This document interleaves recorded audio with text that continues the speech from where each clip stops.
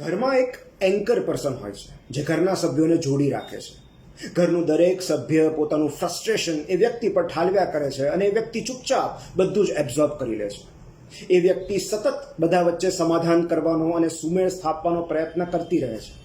એક વ્યક્તિનું ટેન્શન બીજી વ્યક્તિ સુધી પરકોલેટ ન થાય એ માટે ઘરનું બધું જ ટેન્શન એ પોતાના હૃદયમાં સંઘરી રાખે છે અને એક દિવસ હૃદયરોગના હુમલાથી એ વ્યક્તિ ચાલી જાય છે. આ માત્ર ફિલ્મ ગુડ બાયનો પ્લોટ નથી, આ દરેક ઘરની વાસ્તવિકતા છે.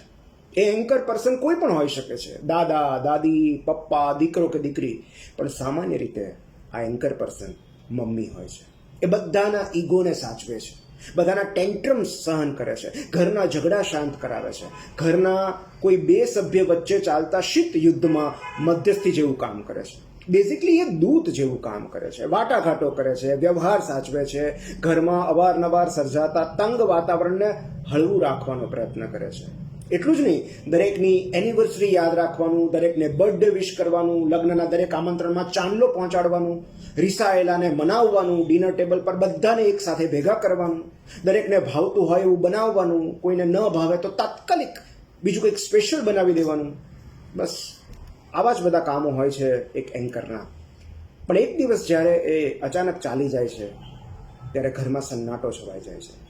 પછી ઘરના સભ્યો વચ્ચે મન મેળ કરાવનારું કોઈ નથી હોતું. નવી પેઢી અને જૂની પેઢી વચ્ચેના ડિફરન્સ ઓફ ઓપિનિયન્સને સમજનારું કોઈ નથી હોતું. એ વ્યક્તિના ગયા પછી દરેક ઘરમાં બે પરિણામ શક્ય છે. કાં તો ઘરના સભ્યો કાયમને માટે એકબીજાથી દૂર થઈ જાય છે અને કાં તો એ પ્રિયજન ગુમાવ્યાના દુઃખમાં એકબીજાને નજીક આવી જાય છે. સ્વજનના મૃત્યુને જેઓ નજીકથી જુએ, સમજે અને સ્વીકારે છે તેઓ નજીક આવે છે. અને ઘરમાં થયેલા એક મૃત્યુ પછી પણ જેમના અહંકાર યથાવત રહે છે તેઓ દૂર થતા જાય છે. ઇનફેક્ટ એક સ્વજનનું મૃત્યુ આપણો અહંકાર તોડવાની એક ક્રૂર પરંતુ કુદરતી રીત છે. મુંડન કરાવો કે ન કરાવો, બસ ખાલી ચાલ્યા ગયેલા સ્વજન વિશે ચિંતન કરો તોય અહંકાર ઓગળી જાય.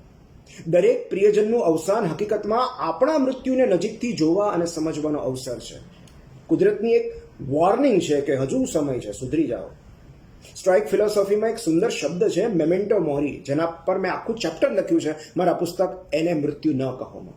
એ મેમેન્ટો મોરી એટલે આપણી નશ્વરતાનું રિમાઇન્ડર, આપણા અહંકારને ભસ્મીભૂત કરવાનો મંત્ર. મૃત્યુની નિશ્ચિતતા વિશે ચિંતન કરવાથી જીવનની અનિશ્ચિતતાઓ સામે લડવાનું બળ મળે છે. સ્વજનનું મૃત્યુ એક એવું મેમેન્ટો મોરી છે જે આપણને વાઇઝ અને વિનમ્ર બનવાનો એક વધુ ચાન્સ આપે છે. કુટુંબીજનોને એક કરવાના પ્રયત્નમાં જે વ્યક્તિએ પોતાની જાત ઘસી નાખી, એ વ્યક્તિના ચાલ્યા ગયા પછી એની અંતિમ વિધિમાં કુટુંબીજનો કેવા આપમેળે સાથે રહે છે. સ્વર્ગસ્થ વ્યક્તિ સાથેની યાદો શેર કરે છે, એકબીજાના ખભા પર માથું મૂકીને રડે છે, એકબીજાના આંસુ લૂછે છે.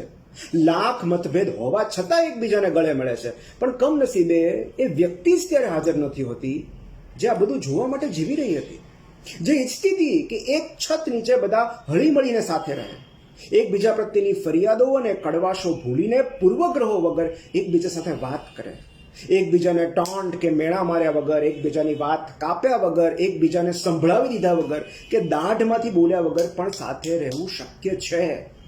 પણ અફસોસ, માત્ર આટલું સમજાવવા માટે એક વ્યક્તિને છેક ફોટો ફ્રેમ સુધી જવું પડે છે. ક્યારેક એક જ ઘરમાં આપણે પાડોશીઓની જેમ જીવતા હોઈએ છીએ.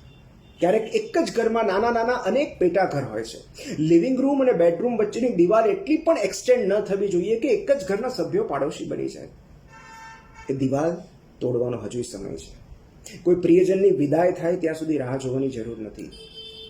ઘરના જ સભ્યોને ભેગા કરવા માટે કોઈએ પોતાની પ્રાર્થના સભા યોજવી પડે એ પહેલાં જ આપણે આયોજનપૂર્વક એકબીજાને મળી લઈએ તો.